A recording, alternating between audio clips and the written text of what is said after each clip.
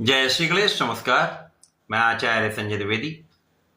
मेरे समस्त प्रबुद्ध दर्शकों का मेरे चैनल पर हार्दिक स्वागत है। प्रिय दर्शकों, आज मैं कलयुग के राजा राहु के राशि परिवर्तन प्रभाव को लेकर आपके सम्मुख उपस्थित हूं। 18 मई को राहु अपनी राशि का परिवर्तन करने जा रहे हैं तथा वर्तमान मीन राशि को छोड़कर कुंभ राशि में प्रवेश करने जा रहे हैं। क्योंकि कुंभ राशि इनके मित्र की राशि है, शनिदेव की राशि है, जिसके कारण एक मित्र की राशि में होकर राहु का ये प्रभाव निश्चित रूप से कुछ बड़े परिवर्तन कराने वाला होगा, कुछ बड़े लाभ भी दे सकता है।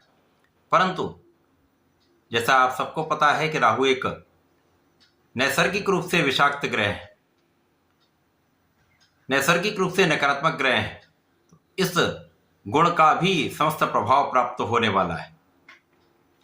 आज मैं मीन राशि के लिए राहु के राशि परिवर्तन का, शनि की राशि में प्रवेश से मिलने वाले लाभ का तथा जो भी इस समय में आपको लाभ मिल सकते हैं तथा जिन भावों में प्रबलता आएगी उन सभी का संपूर्ण विश्लेषण करने जा रहा हूं तथा यदि कहीं पर कोई समस्या या अवरोध है तो उसका क्या उपाय है, संपूर्ण विश्लेषण मैं पूर्ण तरीके के साथ करने जा रहा हूं।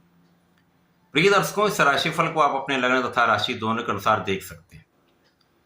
मीन राशि के लिए यदि हम अवलोकन करें तो राहु का ये गोचर आपके 12वें भाव में प्रारंभ होने वाला है। 12वां भाव त्रिक भाव है, इसी प्रकार से ये व्यय का भाव है। राहु यहां पर होंगे तो निश्चित रूप से इस भाव को प्रबल कर देंगे। प्रिय दर्शकों, राहु और केतु छाया ग्रह, अर्थात ये जिस राशि में गोचर करेंगे उस राशि के स्वामी के गुणों को अपने अंदर समाहित कर लेंगे।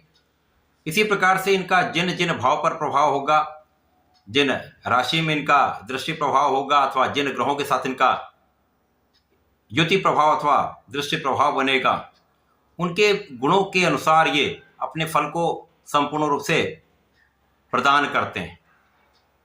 क्योंकि नैसर्गिक रूप से ये नकारात्मक ग्रह हैं, इसी प्रकार से राहु संशय हैं, राहु संदेह हैं, राहु भ्रम हैं, राहु युक्ति है, राहु षड्यंत्र है, राहु ज्ञान भी है, राहु येन केन प्रकारेण अपने काम को बनाने की युक्ति है, राहु राजनीति है, राहु कूटनीति है, राहु अभिनय है।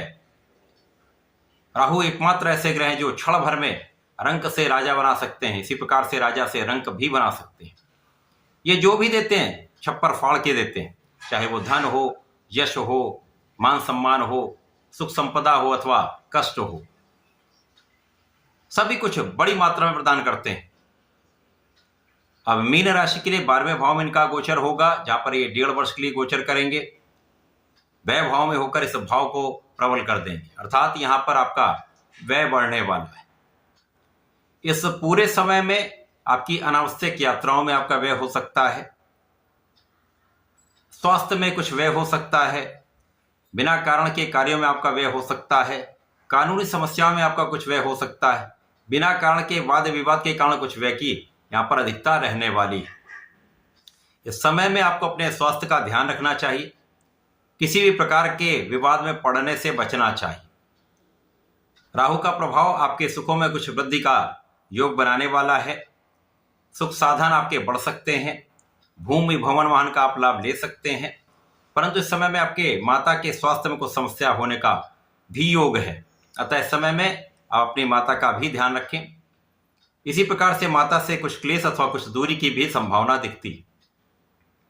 इस समय में कहीं न कहीं आध्यात्मिक यात्राओं के कारण आपका व्यय हो सकता है, कुछ व्यय बढ़ सकता है। इसी प्रकार से आध्यात्मिक कार्यों में, अनुष्ठानों में कुछ व्यय का योग दिखता है।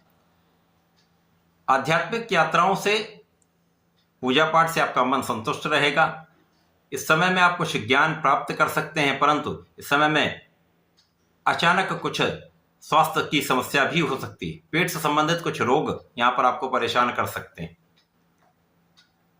राहु का ये गोचर आपके 12वें भाव में है। यहां पर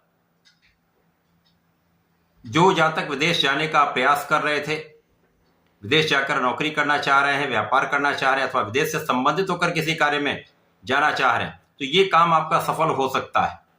यहाँ पर एक अच्छा योग बन रहा है। इस समय में आपके शत्रु बनते रहेंगे, शत्रुओं की अधिकता होगी, आपके पीठ पीछे आलोचना करने वाले लोग होंगे, परंतु उनका पराभव भी होगा। परंतु इन सभी में आपका तनाव बढ़ने वाला है, आपके लिए समस्या ये अवश्य उत्पन्न करने वाले हैं।